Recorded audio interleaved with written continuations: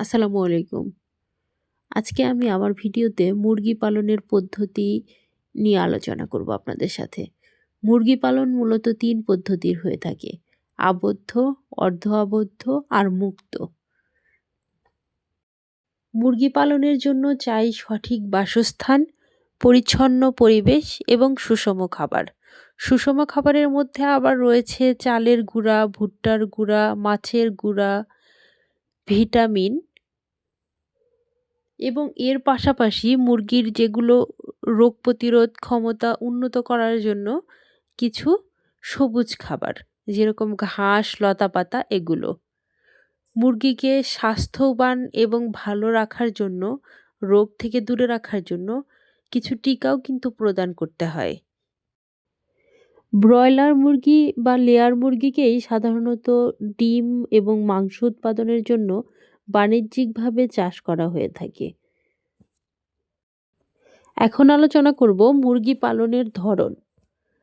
আবদ্ধ পদ্ধতি, পুরোপুরি ঘরে বা শেডে পালন করা হয় এই পদ্ধতিতে। এতে জায়গা কম লাগে কিন্তু ব্যবসাটা লাভজনক।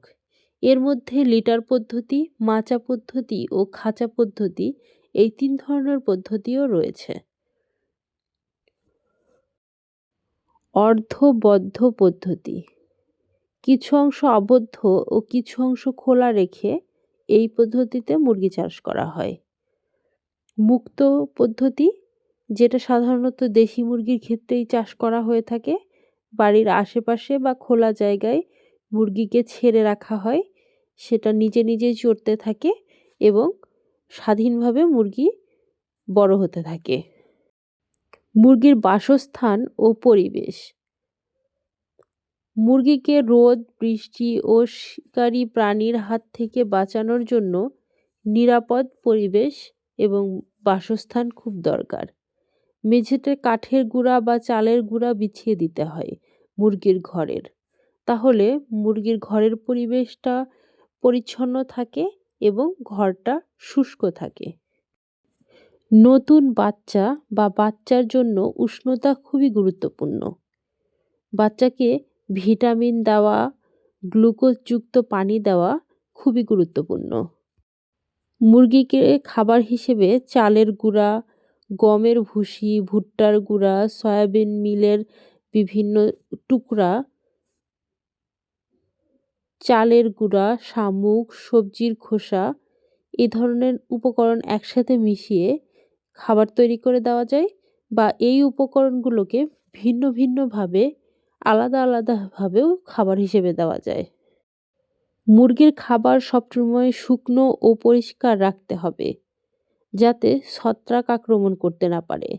নিয়মিত খাবার ও জলের পাত্র পরিষ্কার করে দিতে হবে।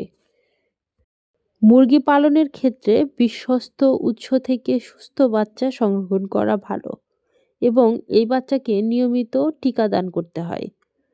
খাবার পরিষ্কার রাখতে হয়, তাহলেই মুরগির রোগ জীবাণু আক্রমণ কম হয় এবং মুরগি সুস্থ থাকে।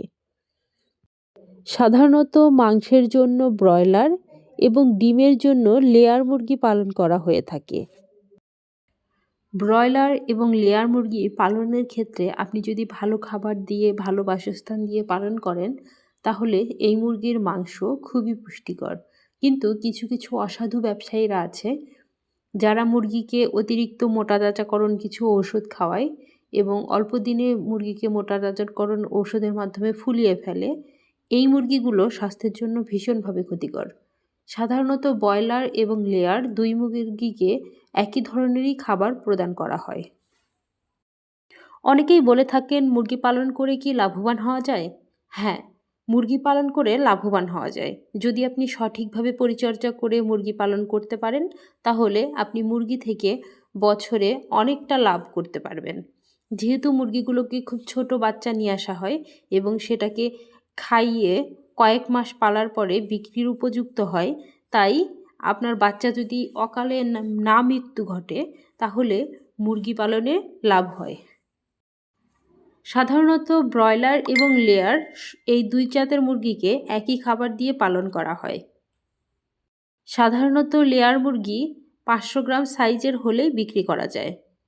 তো এই ক্ষেত্রে ব্রয়লারের চেয়ে আমার মনে হয় লেয়ার মুরগি পালন করা বেশি লাভজনক, কারণ ব্রয়লারকে আরেকটু বড় করে বিক্রি করতে হয়, কিন্তু লেয়ার মুরগির ক্ষেত্রে সেটা 500 থেকে 800 গ্রাম হলেই বিক্রির উপযুক্ত হয়ে যায়। তাই যদি আপনি চান যে দুই মুরগির মধ্যে কোন মুরগিকে পালন করবেন এটা বুঝতে না পারেন, তাহলে আমি আপনাকে বলবো যে আপনি লেয়ার মুরগি পালন করতে পারেন। তুলনামূলকভাবে লেয়ার মুরগির দামও ব্রয়লারের তুলনায় বেশি। এদের খাবারের পাত্র সবসময় পরিচ্ছন্ন রাখতে হয়। আমি যখন ভিডিওটি করেছিলাম ঠিক তার পরবর্তী সময়েই তারা এই খাবারের পাত্রগুলো চেঞ্জ করে দিয়েছে এবং পানির পাত্রগুলো চেঞ্জ করে দিয়েছে। এটা গত রাতের দেওয়া খাবারগুলো ছিল, কিন্তু আজকে সকাল সকাল এরা কিছুক্ষণ পরেই চেঞ্জ করে ফেলবে। এই খামারে বেশ অনেকগুলোই মুরগি রয়েছে। এই খামারি খুব লাভজনকভাবেই বিজনেসটা পরিচালনা করছেন। শীতের সময়ে মুরগিগুলোকে উষ্ণ রাখতে দিনরাত 24 ঘন্টা মুরগির ঘরগুলোতে লাইট জ্বালিয়ে রাখতে হয়। গ্রীষ্মকালে অবশ্য এই অতিরিক্ত লাইট জ্বালানোর প্রবণতাটা থাকে না। এই খামারি তার মুরগিগুলোকে একটা ফিড খেতে দিয়েছে। এটা একটা কোম্পানির ফিড। এই ফিডগুলোর উপাদানগুলো কিন্তু খুবই ভালো। যদি কোনো ফিড কোম্পানি তার ফিডের সাথে খারাপ কিছু না মেশায়, ভালো উপাদানগুলো দিয়ে শুধু ফিড তৈরি করে, তাহলে সেই ফিডটা মুরগির জন্য খুবই ভালো। এবং এই ফিডের মধ্যে সাধারণত থাকে চালের কুড়া, গম, ভুট্টা, যব, এই ধরনের উপাদান।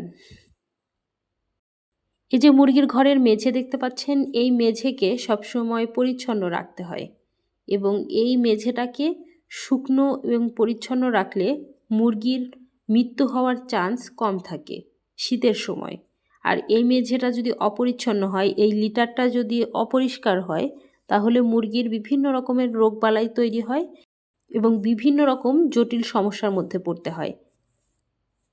মুরগির খামার করা খুব ভালো একটা বিজনেস, কিন্তু মুরগির খামারের যথেষ্ট পরিমাণ পরিশ্রম দিতে হয়। কেউ যদি চিন্তা করেন আমি কাজের লোক দিয়ে শুধু কাজ করাবো, তাহলে সেটা খুব একটা বুদ্ধিমানের কাজ হবে না। নিজেকেও তদারকি করতে হবে যে কাজের লোক ঠিকঠাক মতো কাজ করছে কিনা, ঠিকঠাক মতো খেতে দিচ্ছে কিনা, পরিবেশটা সুন্দর আছে কিনা, এই বিষয়টা। আপনার বাড়িতে যদি কিছুটা পরিমাণ জায়গা থাকে এবং আপনি যদি বাড়িতেই কিছু একটা করতে চান, সেই ক্ষেত্রে মুরগি পালন করতে পারেন। এবং মুরগি পালন যেহেতু লাভজনক, যারা স্টুডেন্ট আছেন, পড়াশোনা করেন, চাইলে তারাও এই কাজটা করতে পারবেন। আমি মনে করি ছাত্র বয়সেই কোনো একটা কাজ করা, অভিজ্ঞতা অর্জন করাটা বুদ্ধিমানের কাজ। তাই ছাত্রদের বলবো, তোমরা পড়াশোনার পাশাপাশি কোনো একটা বিশেষ কাজে নিজেদেরকে দক্ষ করো। হয় সেটা কম্পিউটারের বিভিন্ন কাজ, বা কোনো হাঁস মুরগি, গরু ছাগল এগুলো পালন, কিংবা কৃষিকাজ। কোনো কাজ কিন্তু ছোট নয়। চাইলে পড়াশোনা শেষ করে যে চাকরি করতে হবে ব্যাপারটা এরকম নয়, চাইলে বিজনেসও করতে পারো। মুরগি পালন একটু কষ্টসাধ্য হলেও বেশ লাভজনক। চাইলে যে কেউই এই কাজ করে সফলতা অর্জন করতে পারে। তো ধন্যবাদ সবাইকে আজকের ভিডিওটি দেখার জন্য। এরপরে অন্য কোনো দিন দেখা হবে অন্য কোনো বিষয় নিয়ে। সেই পর্যন্ত ভালো থাকবেন। এই ভিডিওটি আপনার সেই বন্ধুর সাথে শেয়ার করুন যার এই ভিডিওটি কাজে আসবে। আপনি যদি আমার এই চ্যানেলে নতুন হয়ে থাকেন, চাইলেই আমার চ্যানেলটিকে সাবস্ক্রাইব করতে পারেন, পাশে থাকা বেল বাটনটি বাজিয়ে রাখতে পারেন। আমার সব ভিডিওর নোটিফিকেশন তাহলে আপনার কাছে পৌঁছে যাবে। এই খামারের মালিক একজন গৃহিণী। সে তার নিজের কাজের পাশাপাশি এই খামারটি পরিচালনা করে এবং এই খামার থেকে সে তার সংসারের সচ্ছলতা ফিরিয়ে এনেছে। তাই যারা বাসায় বসে থাকেন, কোনো জব করেন না, এরকম ধরনের কোনো মানুষ চাইলেই এই রকম একটি খামার করতে পারেন।